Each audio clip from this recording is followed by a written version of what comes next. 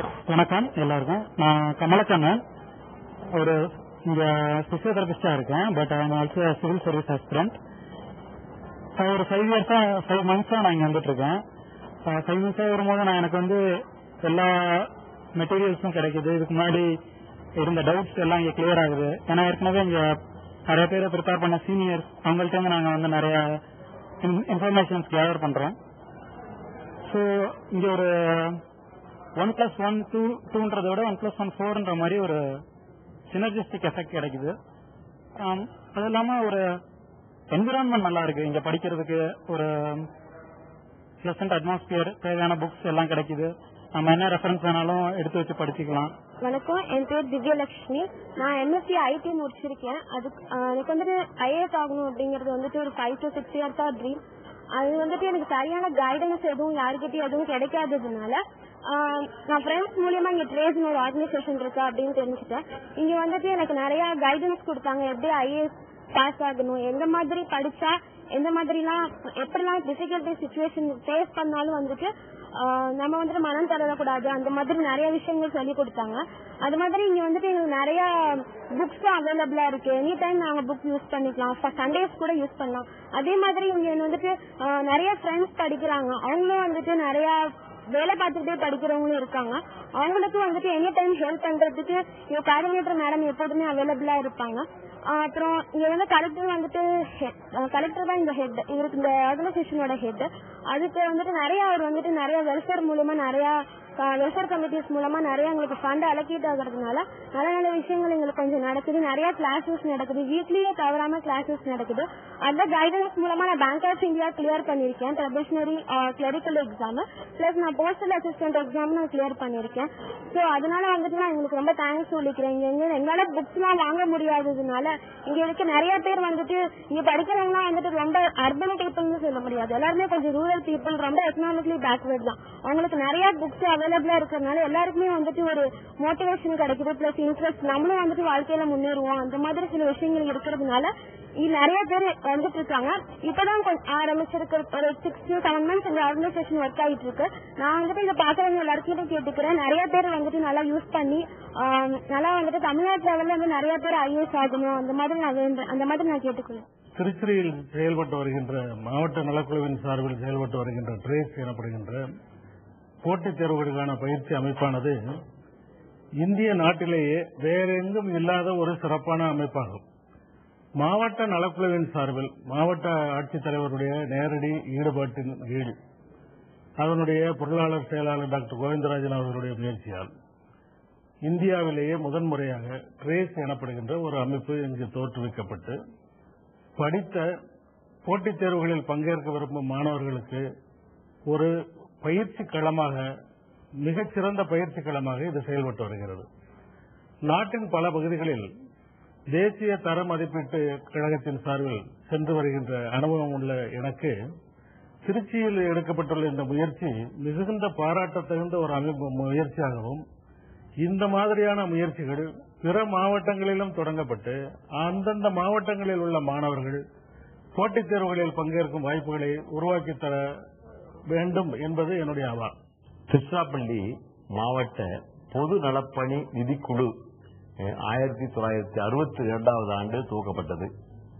அப்பொழுது இந்த நிதிக்குழுவிலே முத்தமிழ் காவலர் கியாபே விஸ்வநாதம் அவர்களுடைய முயற்சியால் அன்றிருந்த நம்முடைய மாவட்ட ஆட்சித்தலைவர் குலாம் முகமது பாஷா அவர்களுடைய முயற்சியாலும் துவங்கப்பட்ட இந்த மாவட்ட நலப்பணி குழு தொடர்ந்து 48 ஆண்டு காலம் நற்பணிகளை செய்து வருகிறது.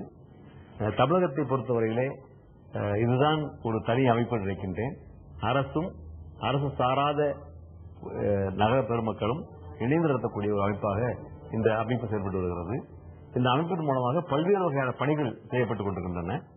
கல்வி பணி, அதே சுகாதார பணி, அதே போல மாற்றுத்திறன் கொண்டிருக்கக்கூடிய அவர்களுக்கும் உதவி செய்யக்கூடிய பணி, புற்றுநோய் வந்திருந்தால் அவர்களுக்கான தனி சிகிச்சை அளிக்கக்கூடிய பணி, பல்வேறு வகையான பணிகள் இதை எடுத்து செயல்பட்டு வந்திருக்கின்றது.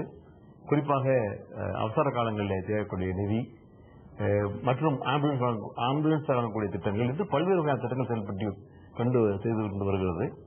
அதே போல மாவட்டத்தில் இருக்கக்கூடிய பல்வேறு ஒரு கிராம பகுதியில் இருக்கக்கூடியவர்களுக்கும் ஏறத்தாழ ஒரு ஆண்டுக்கு 1 கோடி ரூபாய் அளவிலே நிதி செய்து கொண்டிருக்கிறது. இப்படிப்பட்ட ஒரு அமைப்பானது கடந்த காலங்களிலே செயல்பட்ட செயலை பார்த்து ஏறத்தாழ 30 மாவட்ட ஆட்சித்தலைவர்கள் இந்த அமைப்புக்கு தலைவராக இருந்திருக்கின்றார்கள். இந்த இப்பொழுது இருக்கக்கூடிய மாவட்ட ஆட்சித்தலைவர் திரு சவுண்டையா அவர்கள் இப்பொழுது புதிய ஒரு சிந்தனையோடு செயல்பாடுகளை ஆரம்பித்திருக்கிறார்கள்.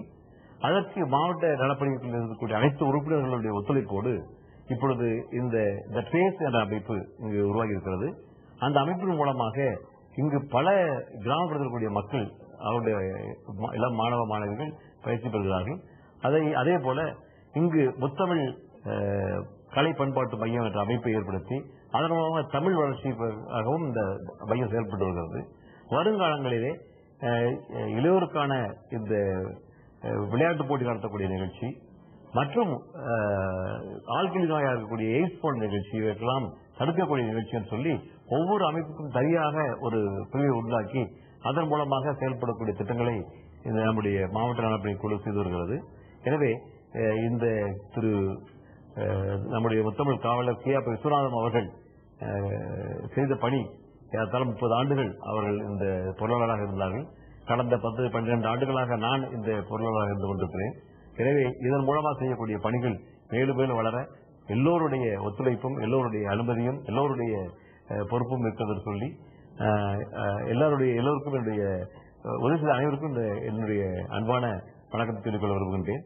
தமிழுக்காக நாமும் ஏதாவது செய்ய வேண்டும். அதுதான் இந்த நலப்பணி நிதிக்குழு என்பது தமிழறிஞர் கே.ஆர். விஸ்வநாதன் அவர்களால் துவங்கப்பட்டது. அவருடைய லட்சிய நோக்கம் அது. அதனால இங்கே இப்பொழுது ஒரு புதிதாக கலை பண்பாட்டு மையம், முத்தமிழ் கலை பண்பாட்டு மையம் என்ற ஒரு அமைப்பையும் இந்த ஆண்டு ஏற்படுத்தியிருக்கிறோம். அதை மிக விரைவிலே துவங்க இருக்கிறோம்.